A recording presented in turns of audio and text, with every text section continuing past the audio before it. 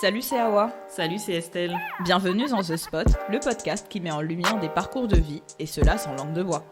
Notre invitée est aujourd'hui Jennifer Padjemi, journaliste, créatrice du podcast Miroir Miroir, cofondatrice de la newsletter What's Good, Grey's Anatomy experte et maintenant autrice. Elle nous parle du métier de journaliste, surtout en freelance, de sa passion pour les séries et de représentation dans les médias. Bonne écoute.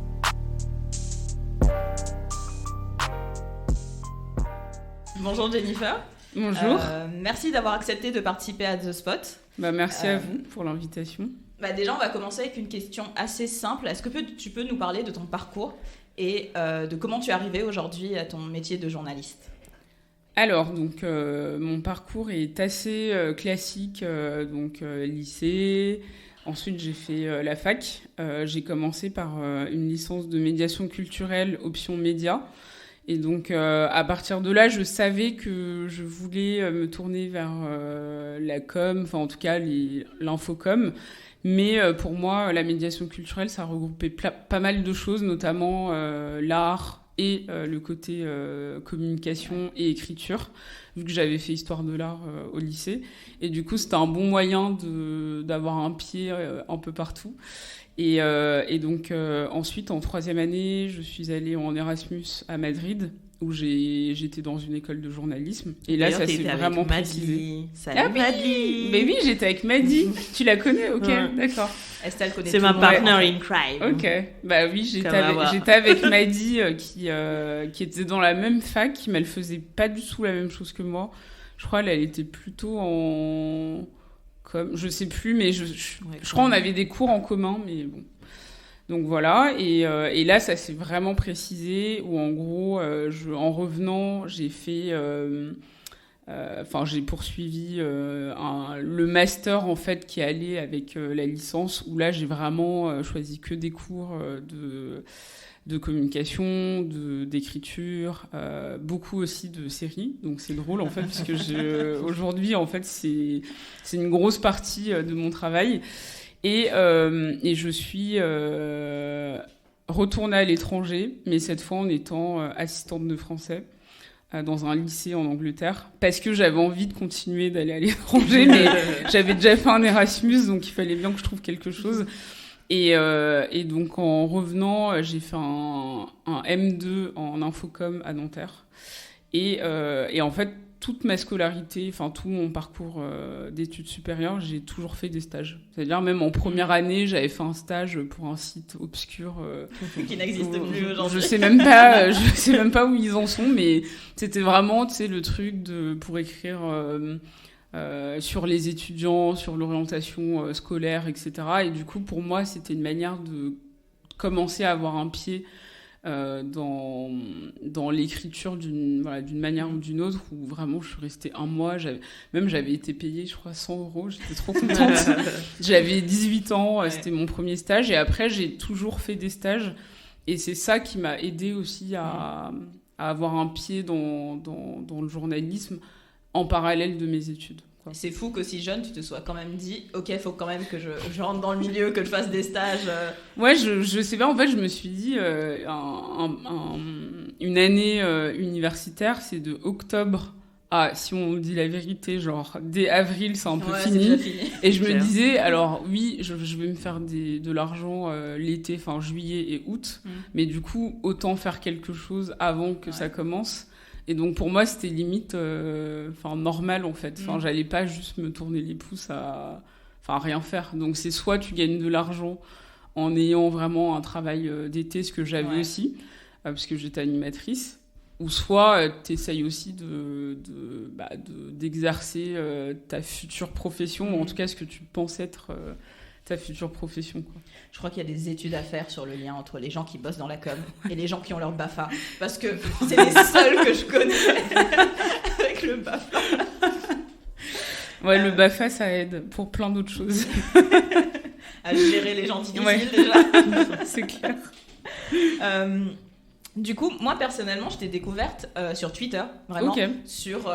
Parce que je sais qu'à l'époque, tu faisais pas mal de threads et tu parlais beaucoup des choses qui étaient vraiment conditionnelles à la femme noire. Et je me suis demandé pourquoi est-ce que tu as eu cette envie de prendre la parole aussi publiquement, sachant que Twitter, à l'époque, quand je dis à l'époque, c'était quoi, 2014, 2015, c'était pas ce que c'est aujourd'hui.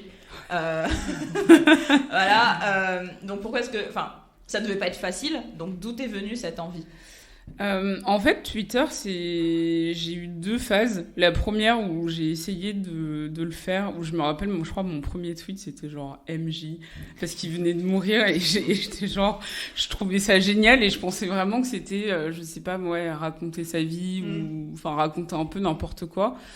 Et petit à petit, c'est en parallèle finalement du travail, ou quand j'étais à BuzzFeed, surtout, enfin, quand j'étais, d'ailleurs à Madines avant, j'avais commencé à tweeter, mais tu sais, c'était très basique, où tu tweets tes articles, enfin, tu dis rien, t'es un peu... oui, c'est juste du partage d'informations. Voilà. Et ensuite, à BuzzFeed, je pense que, vu que c'était une entreprise américaine et qu'il y avait déjà un côté plus... tu sais, le profil type des journalistes qui sont assez visibles. Enfin, il y avait un truc de... T'arrives dans une nouvelle rédaction, en plus on montait l'équipe française, et tout le monde... Il y avait des gens qui étaient déjà un peu connus, ou en tout cas reconnus professionnellement. Et en fait, Twitter, c'était un peu la continuité d'un travail en amont. Et du coup, ça m'est venu naturellement, où je pense que j'avais envie de... partager des choses que je ressentais ou que je trouvais intéressantes. Après, j'ai jamais été sur Twitter de manière très studieuse, comme certains ont pu le faire et qui m'ont beaucoup aidé à faire des threads hyper factuels, avec des infos ou qui t'apprennent l'histoire de l'afroféminisme, etc. Moi, ça m'a beaucoup aidé, mais j'ai jamais été dans cette optique-là. Parce que pour moi, je voulais séparer mon travail de journaliste, où si les gens veulent lire des choses plus factuelles, pour moi, il y a mes articles. Et après, sur Twitter, c'est plus un peu ouvrir une conversation plus libre. Tu vois, beaucoup moins je vous apprends la vie. Et c'est très bien, hein. Heureusement qu'il y a eu cette phase aussi.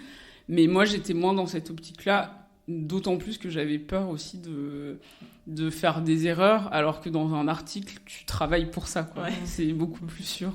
Voilà. Et c'est tout aussi bien aussi parce que, on a besoin d'entendre différents types de paroles, en fait. On a besoin de cette parole un peu experte de gens qui ont vraiment recherché le sujet, et puis d'autres qui racontent juste leur vécu, leurs expériences. Oui, complètement. C'est tout aussi valable, en fait. Et je trouve que c'est plus agréable. Moi, c'est le Twitter que je préfère, c'est...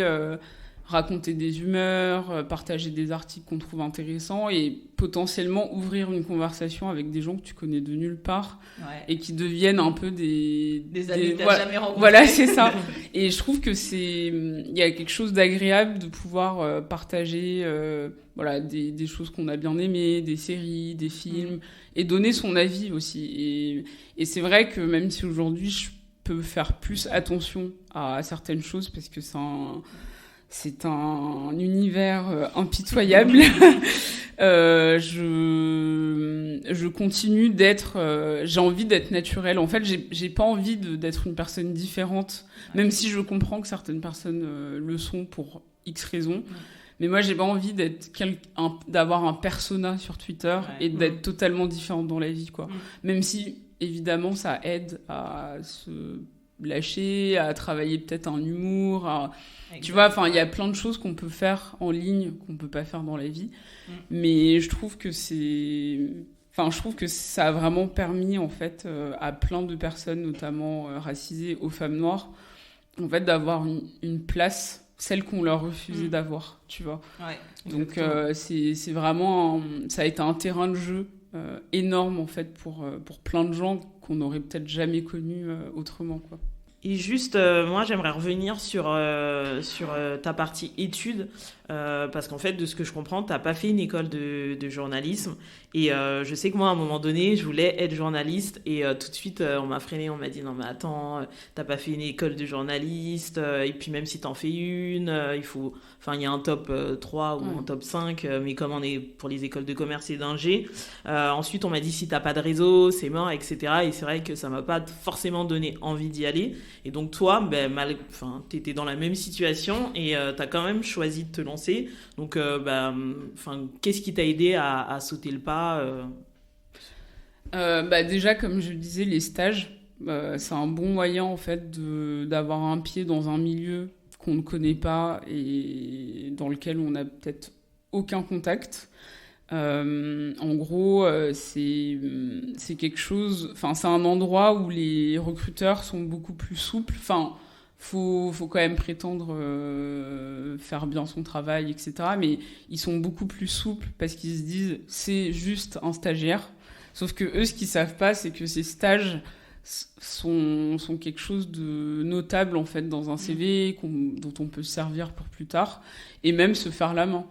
Et moi, je pense que, j'ai toujours vu le journalisme comme quelque chose comme un terrain plus large de l'écriture.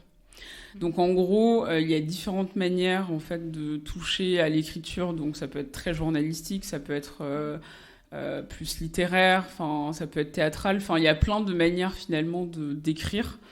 Et donc, pour moi, je pensais pas au fait de école de journalisme égale journaliste absolument. Je voyais plus comme l'univers du journalisme et l'écriture sont quelque chose qui m'intéresse, comment y accéder. Et c'est vrai que je pense que... je sais pas, en fait, je me suis toujours dit, en fait, j'y vais et dans tous les cas, j'ai rien à perdre. Tu vois. Et l'un des meilleurs conseils qu'on m'ait donné plus tard, mais qui finalement, c'est toujours un truc que j'ai fait sans le savoir, c'était une rédac chef qui m'a dit le pire que je peux te dire, c'est non. Mais en fait, si tu demandes pas, tu pourras pas savoir en fait que je te dis non de base. Et je trouve que c'est un très bon conseil parce qu'en fait, au pire, j'aurais pu faire autre chose. Tu vois, t'arrives au bout et tu te dis bon, ça passe pas. Je vois que là, c'est compliqué. Bah hop, tu fais autre chose parce que dans tous les cas, t'as quand même un diplôme.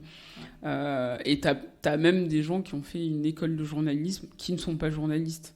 Pourquoi ? Parce que ils n'ont peut-être pas eu au moment voulu une opportunité ou ils ont peut-être vite laissé tomber aussi. Et donc, je pense que le seul truc que je dirais aux personnes qui veulent faire pareil, c'est déjà, il faut pas écouter les gens.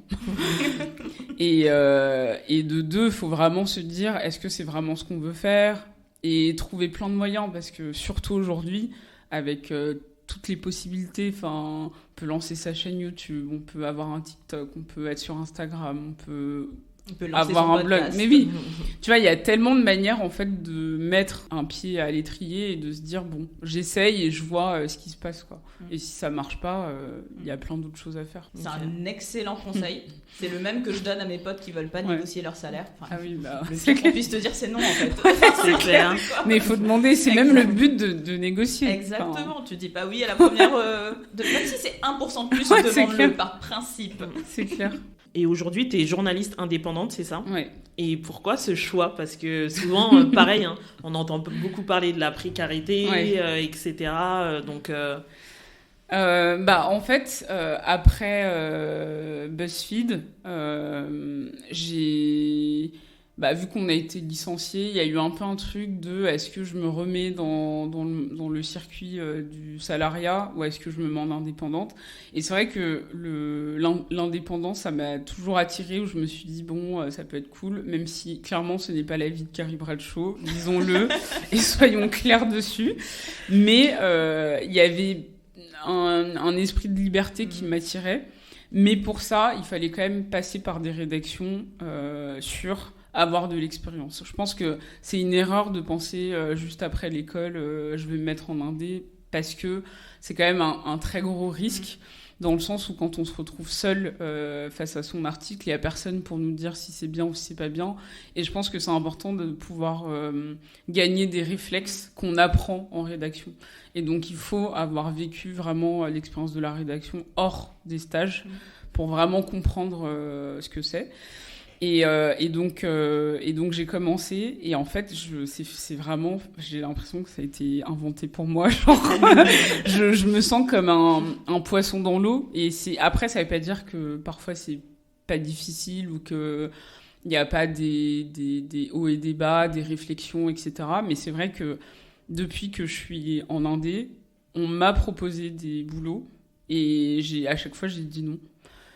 parce que en fait j'avais l'impression je sais pas, en fait j'avais l'impression qu'on te remettait en prison. Voilà, c'est ça, de devoir choisir entre une espèce de prison dorée où t'as un salaire tous les mois, ou même on te propose des sommes assez importantes où tu te dis mais là jackpot, c'est bon, je vais devenir méga riche. Non. Et du coup en fait en réfléchissant, à chaque fois je me disais mais non. Et à chaque fois que j'ai refusé, il y a une nouvelle opportunité qui arrivait après et qui me confortait dans l'idée que je préférais être indépendante, quoi. Et du coup, là, cette année, j'ai écrit un livre qui sort l'année prochaine. Et en fait, ça s'est fait sur plusieurs mois. Et en fait, c'est des mois que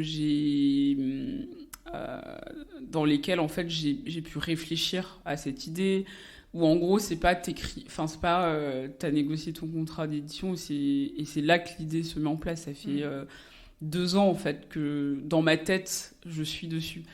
Et je pense que ce genre de projet, que ce soit que ce soit des longs articles, des trucs en fait qu'on a dans sa tête, je suis persuadée que c'est parce que justement je suis pas en entreprise. Donc du coup, j'ai un peu la disponibilité mentale pour réfléchir, pour avoir des idées, pour me dire « Ah, ce serait cool ». Même si ça se fait pas tout de suite, au moins ça a le temps de germer. Et je trouve que le salariat en France est très problématique, vraiment.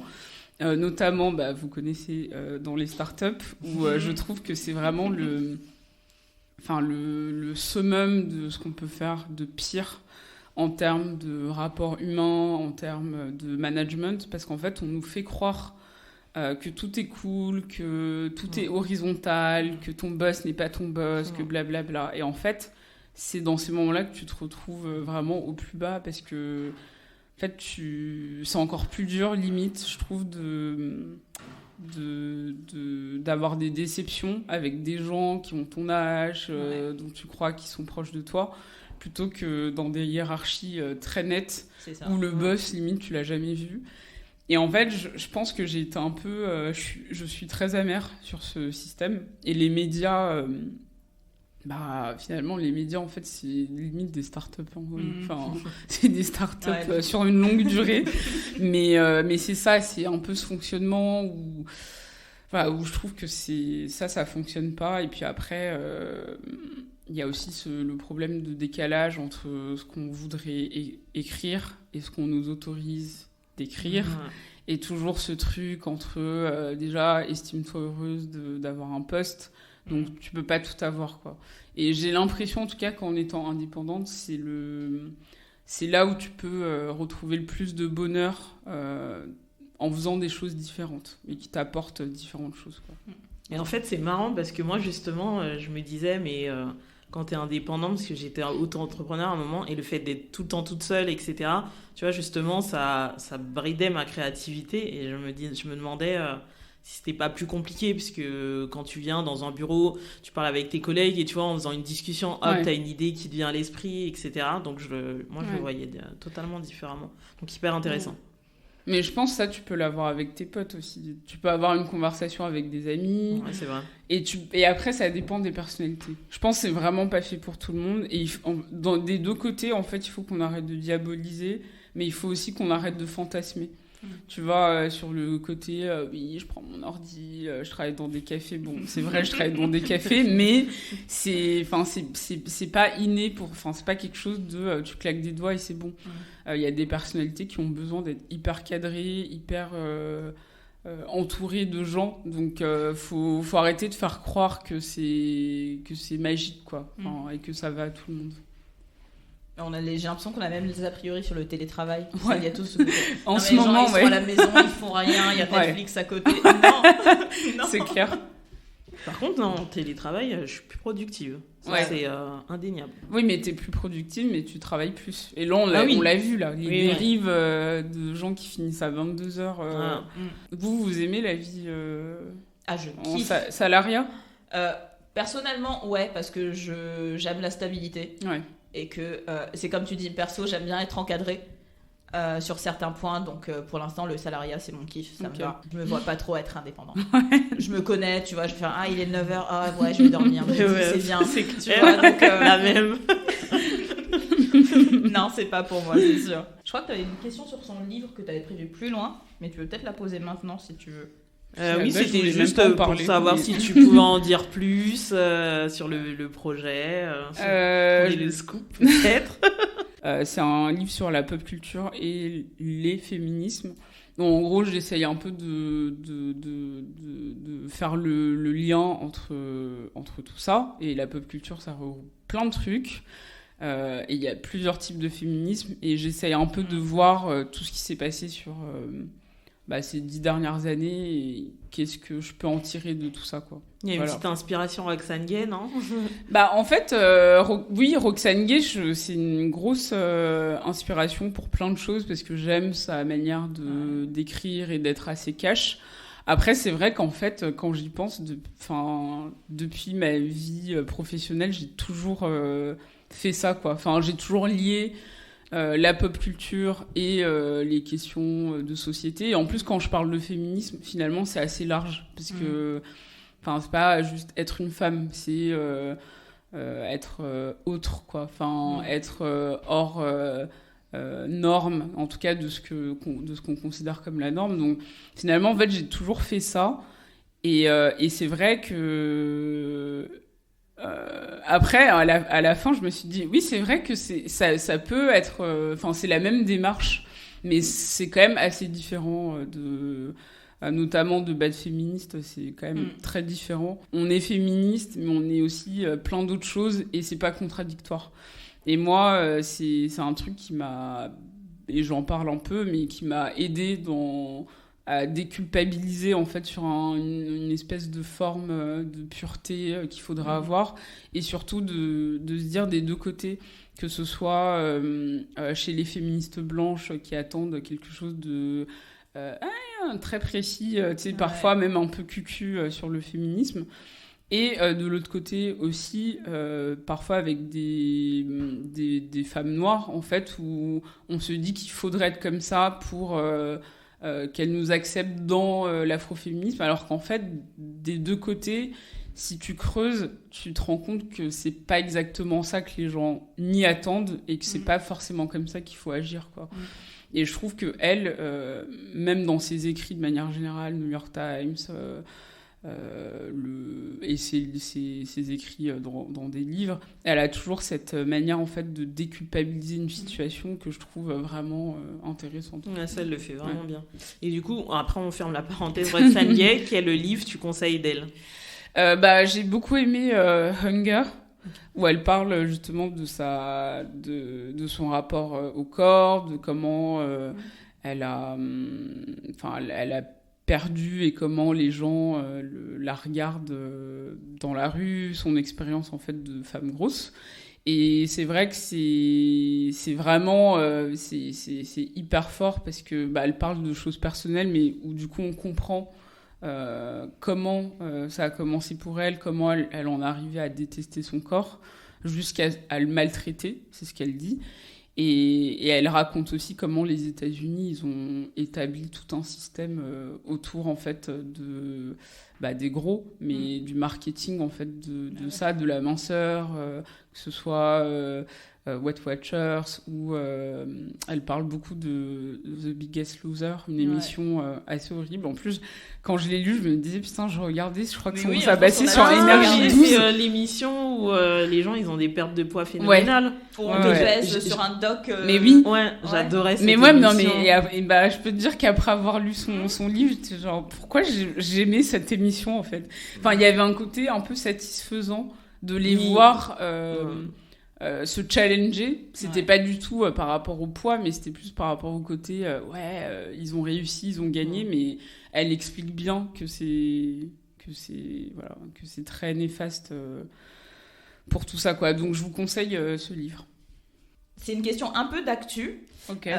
Il y a pas très longtemps, Vice a sorti une enquête sur la reconversion, mais hors du journalisme. Est-ce que toi tu y as déjà pensé à ce moment-là, de te dire ok c'est bon, j'ai fini, je veux plus faire ça? Non.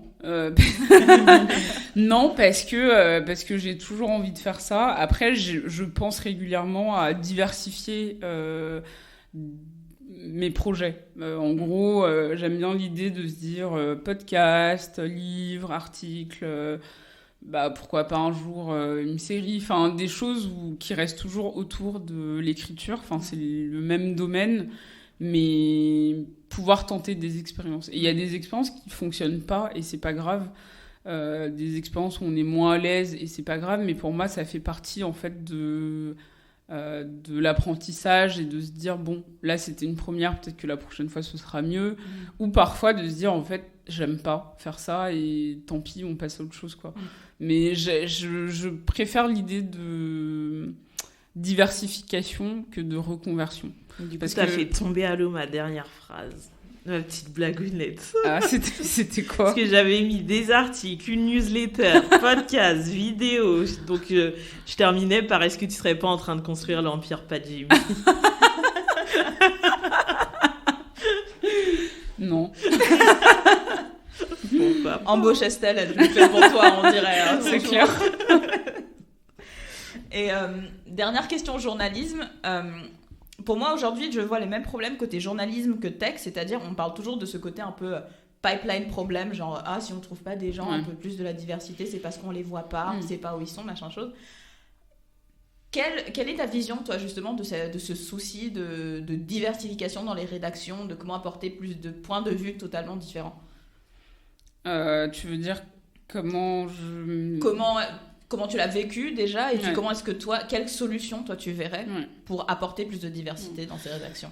En fait c'est toujours compliqué parce que déjà quand on parle de diversité il faut savoir de quoi on parle, parce que eux ils vont dire oui mais c'est bon, il y a des femmes, on a ouvert un truc féminisme, c'est bon, et donc tout est réglé, sauf que c'est pas le cas.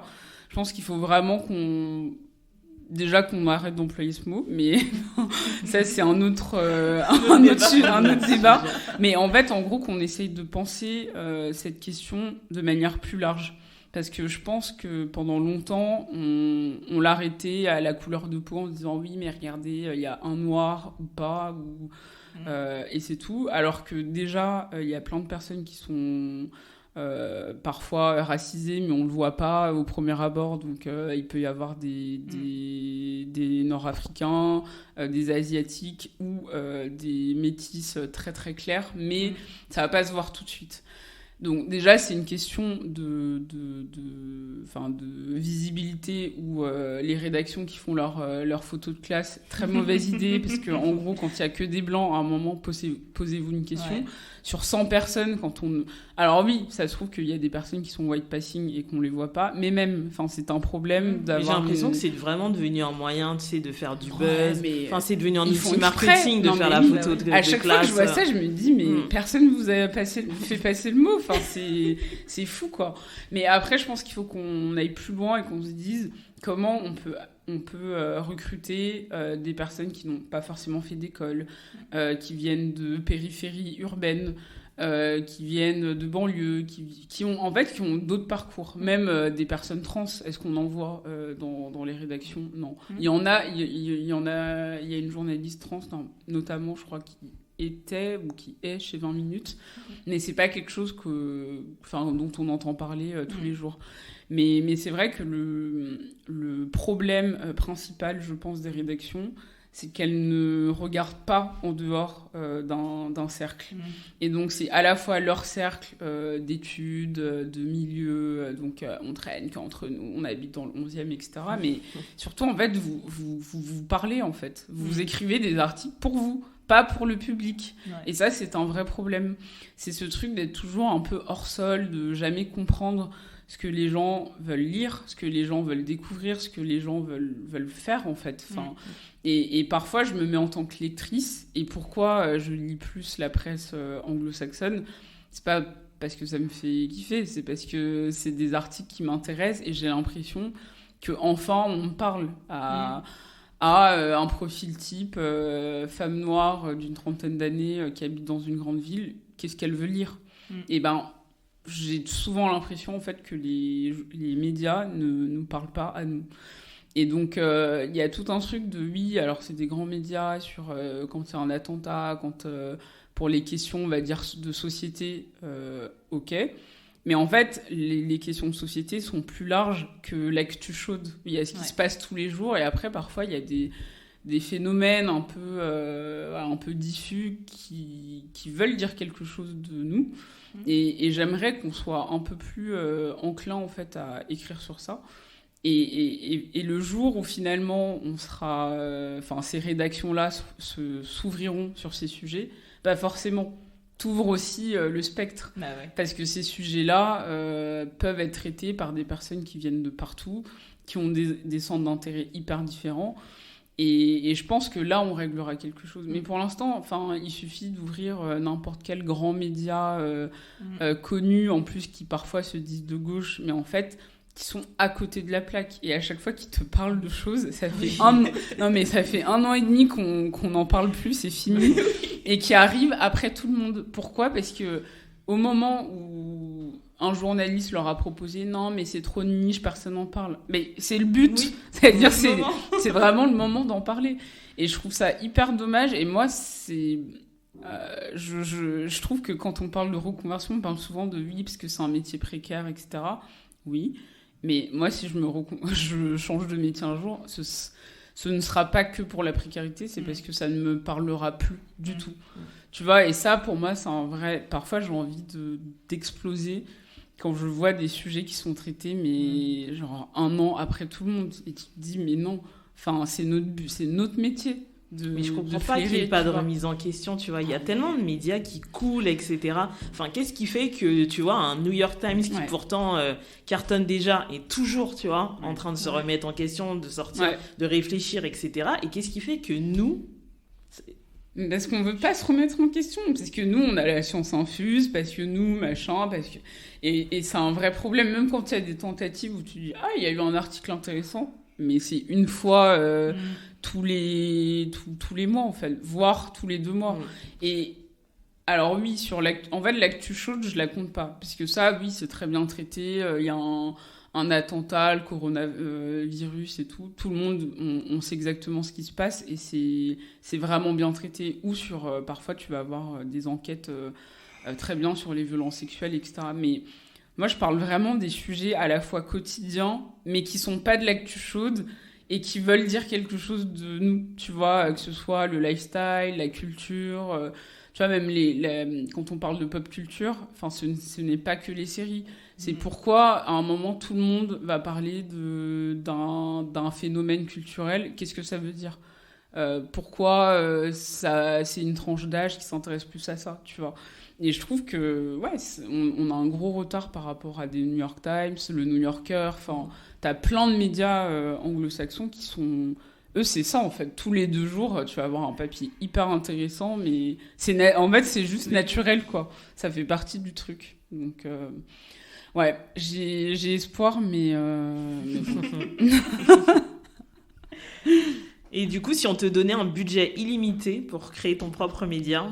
Alors là, j'ai une idée de média qui me trotte dans la tête depuis quelques années. Mais à chaque fois, si j'ai des insomnies, je me dis, vas-y, c'est bon, demain, j'appelle un incubateur et tout. Après, je me réveille et je dis, bon, franchement, là, j'ai vraiment la flemme de me lancer dans des histoires où on va encore te dire, non, mais en fait, truc. Mais si on me donne un budget illimité, ce serait vraiment à l'intersection entre le lifestyle, la culture, les questions de société, essayer de voir qu'est-ce que ça veut dire de notre société, parler aux gens et pas parler aux journalistes.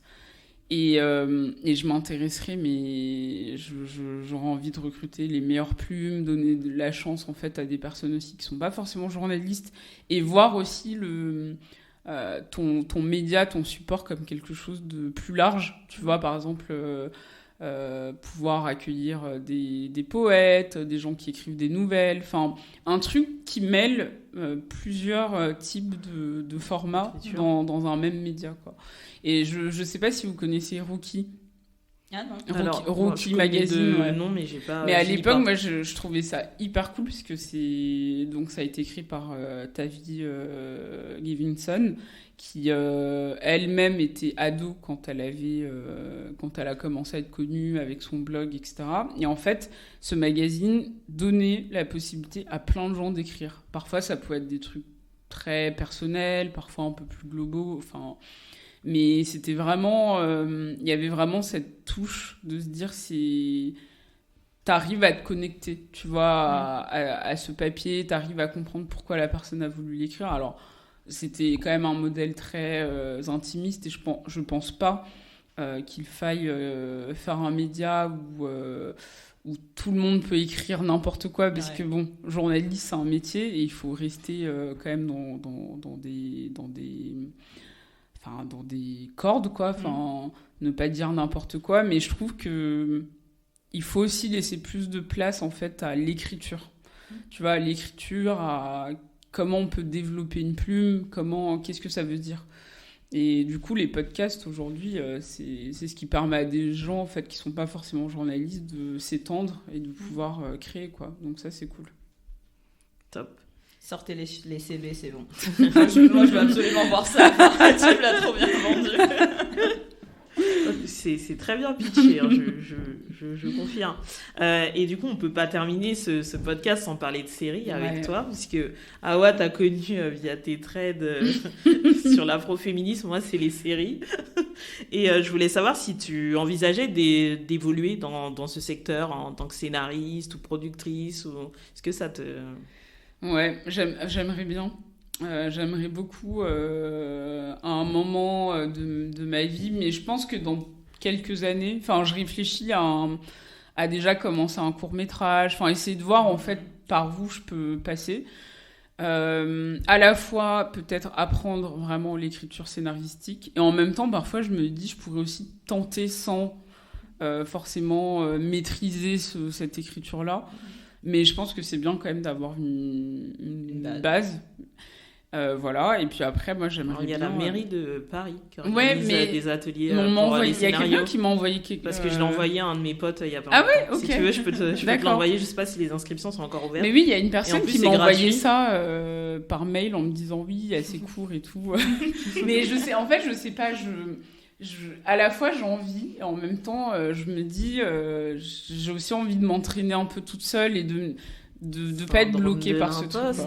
Toutes les équipes non mais c'est vrai. Ouais. Non mais sincèrement je vais le faire. Et après j'aimerais bien aussi là j'y pense beaucoup genre acheter une caméra et en fait filmer tout et n'importe quoi. Enfin en fait, j'ai pas vraiment d'idée j'ai pas encore décidé de où je voulais aller avec ça. Mais je sais que je suis sûre, j'ai envie d'y croire, mais que j'aurai un projet de série un jour ou un court-métrage. Elle a commencé à quel âge? Elle a commencé 35 ans. Ouais. À 35 ans, quoi, voilà. Et je trouve que tu vois, par exemple, David Simon, il était journaliste avant. Enfin, pour moi, c'est pas du tout contradictoire. Enfin, c'est des univers, en fait, qui se conjuguent. Donc, à voir. Oui, j'aimerais bien aussi écrire de la fiction. Et pas mal de young adultes. Donc, et j'aime bien l'idée d'écrire. Enfin, moi, ce que j'aime bien lire parfois, quand c'est de la fiction, j'aime bien m'imaginer à quoi ressembleraient les personnages. Ouais. Donc, si j'écris de la fiction...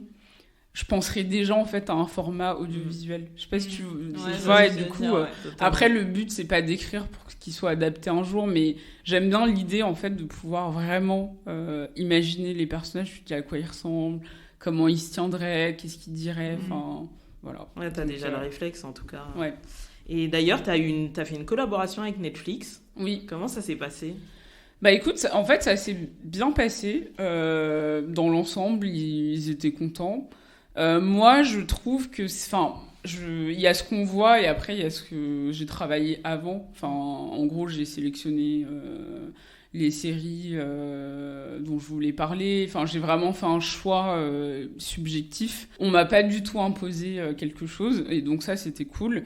Après, c'est vrai que moi, j'étais moins OK sur le... Enfin, il y avait certains intervenants que j'aurais choisi différemment.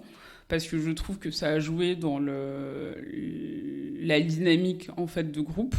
Après, présenter, c'est une expérience quand même assez bizarre. Enfin, et je pense même dans le podcast, en fait, c'est pareil, que ce soit visuel ou audio.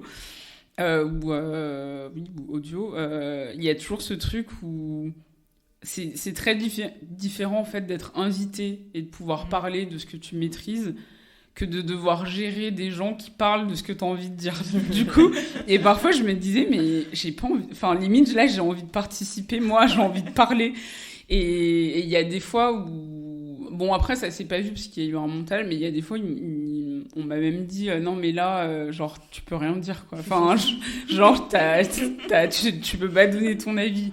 Et du coup je pense que ça m'a un peu frustrée, où j'aime bien le format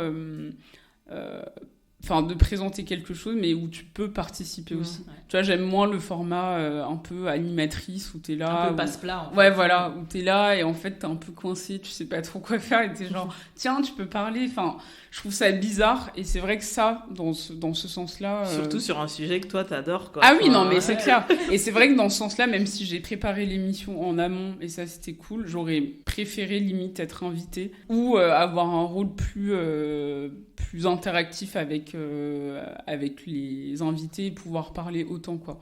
Et c'est toi qui as postulé ou ils t'ont repéré et si oui, non, ils m'ont proposé de le faire. Et moi, vu que le sujet, j'ai plein de critiques à faire sur Netflix et je m'en cache jamais.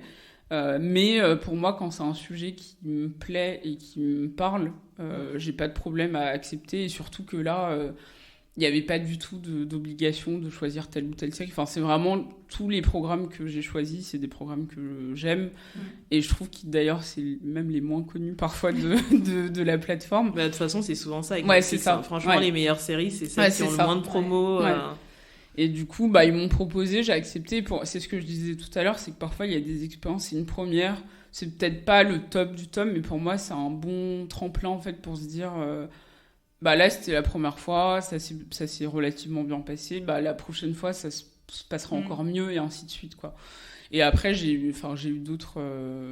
j'ai fait un truc pour Canal+ Afrique, où là, du coup, j'étais devant la caméra, mais c'était encore différent, parce que je travaillais on me filmait travailler, quoi. Et du coup, ça, j'ai préféré, tu vois, que de juste présenter. Mais pour moi, en tout cas, j'aime bien essayer des choses et voir comment ça se passe, et puis après la prochaine fois soit tu fais mieux, soit tu le fais pas, soit voilà quoi. Et tu leur as demandé s'ils avaient prévu un Strong Black Lead France, parce que moi c'est ce que j'attends. Ouais, je demande depuis 5 ans. Enfin depuis que Strong Black Lead existe. Je crois que c'est pas... Je sais pas, je crois qu'ils veulent développer, tu vois, l'éditorial, comme j'ai pu faire, où c'est un peu de l'édito, finalement, où c'est comme une chaîne, en fait, qui propose des contenus. Je pense que ça peut arriver, et en même temps, en France, on est quand même pas très... tu sais, parce qu'aux États-Unis, ils ont Somos, Strong Black Lead, ils ont Contodo. Ouais, ils ont le truc Must pour tout ce qui est queer, etc. Enfin, et en France, on a quand même du mal avec les catégories bien distinctes, donc je sais pas, mais ce serait cool quand même.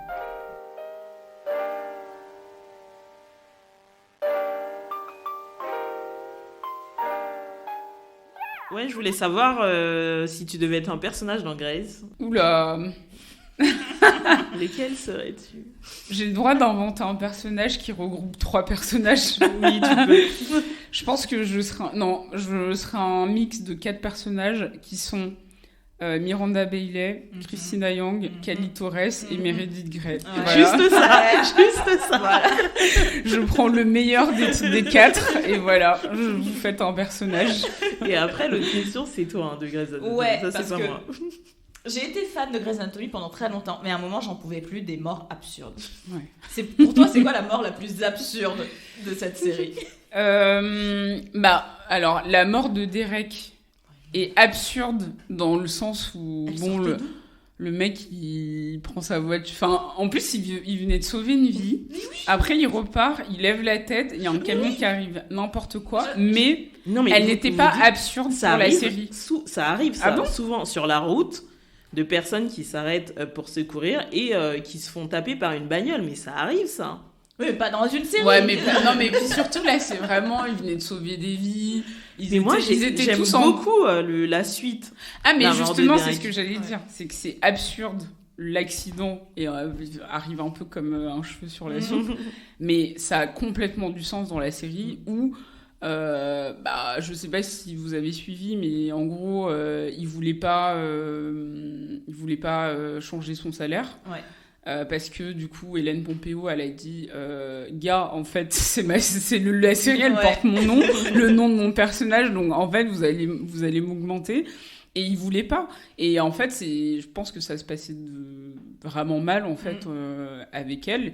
Et ils ont dit bye bye, tu vois. Et je trouve que c'est la meilleure chose qui soit arrivée parce que justement, à chaque fois que quelqu'un me dit, je regardais avant, j'arrête à la saison 8. J'ai dit, mais vous avez rien compris. Mais ouais. La saison 12, c'est la meilleure, limite. Donc, à partir du moment où Derek part... Dead. Ah ouais, c'est... Ça le libère complètement. La série, elle a un renouveau. Il y a un renouveau.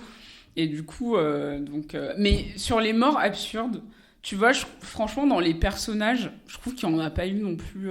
Bon, t'as Georges qui est mort... Voilà, 007 et tout. Mais c'est vrai qu'après, à chaque fois, ce que j'aime bien dans Grey's Anatomy, et à peine tout à l'heure avant d'arriver à l'enregistrement, en fait, il y a une personne qui me parle sur Instagram et elle me fait des updates de son visionnage.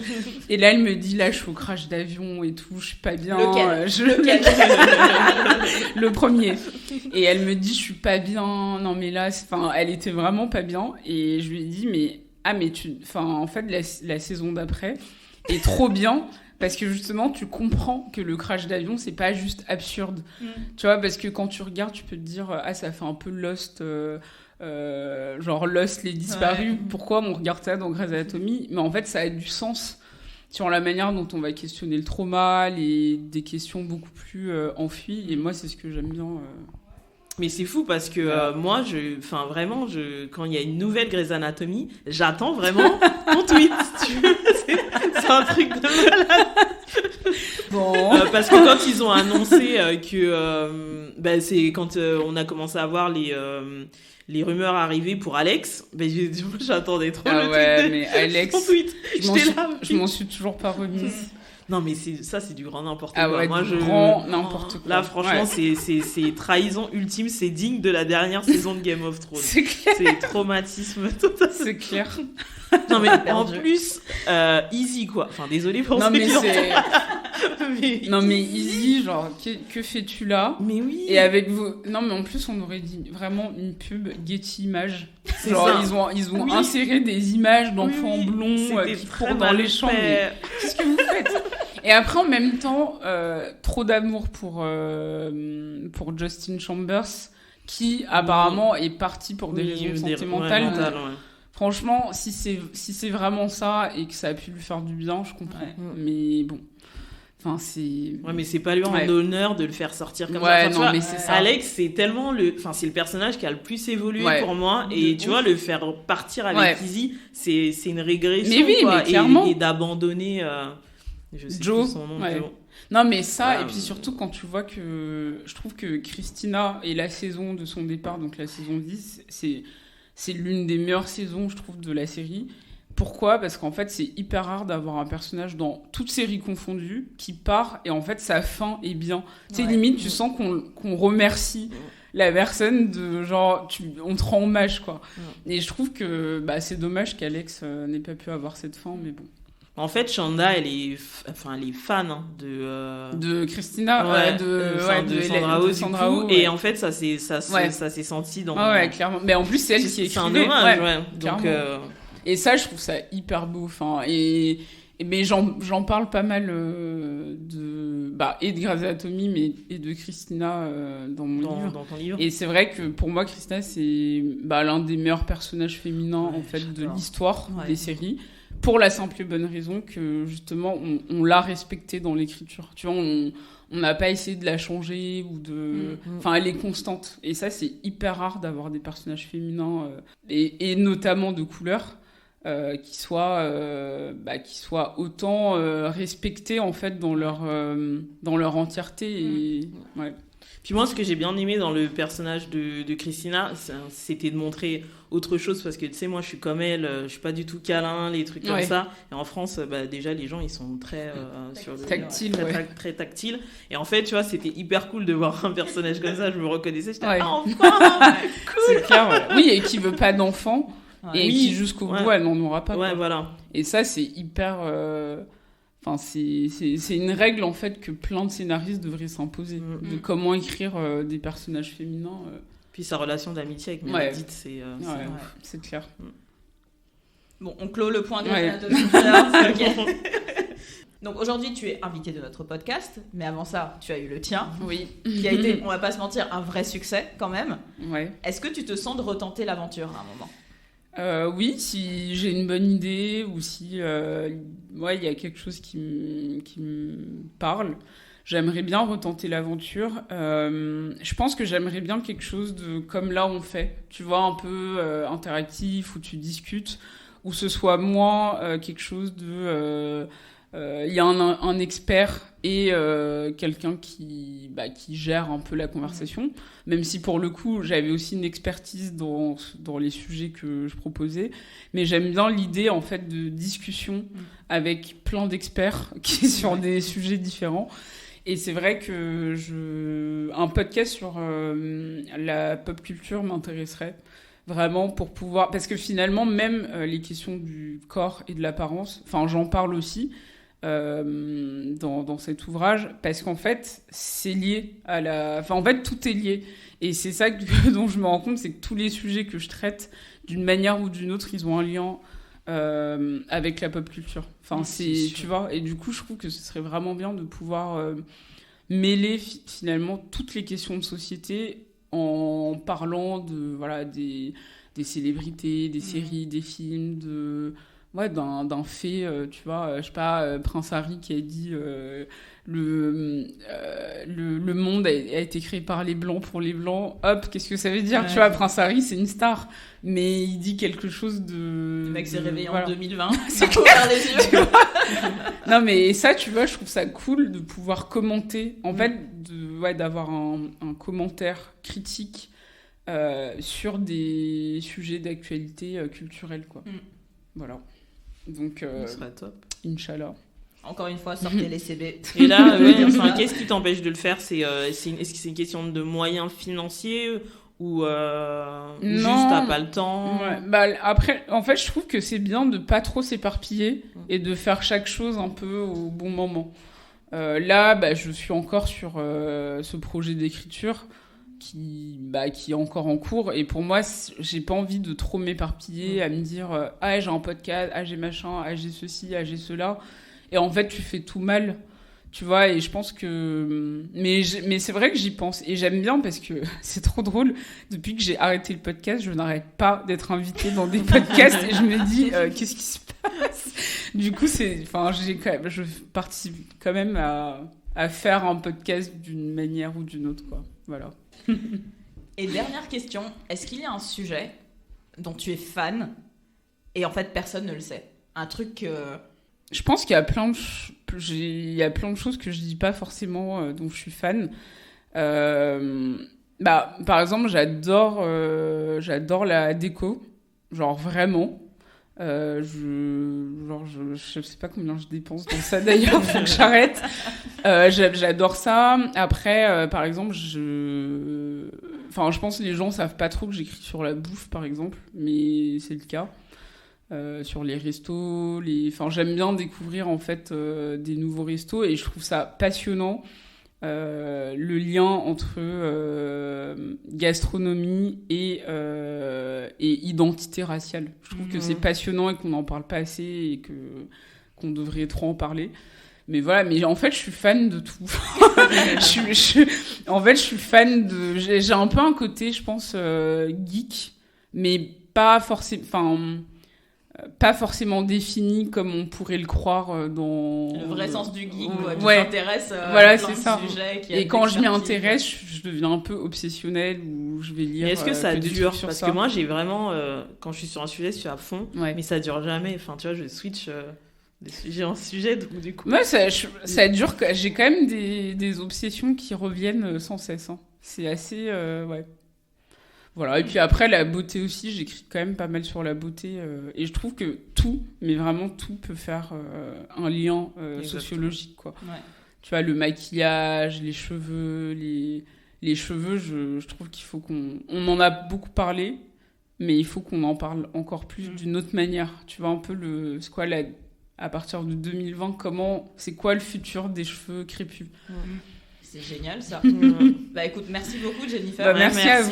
C'était un C'était plaisir de t'avoir. Ouais, c'était super intéressant. Bah merci à vous. Et on te réinvitera pour ton Ouais. livre. J'espère.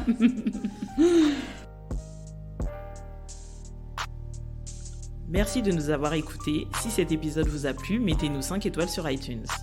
Suivez-nous sur les réseaux sociaux et on se retrouve très bientôt pour un nouvel épisode.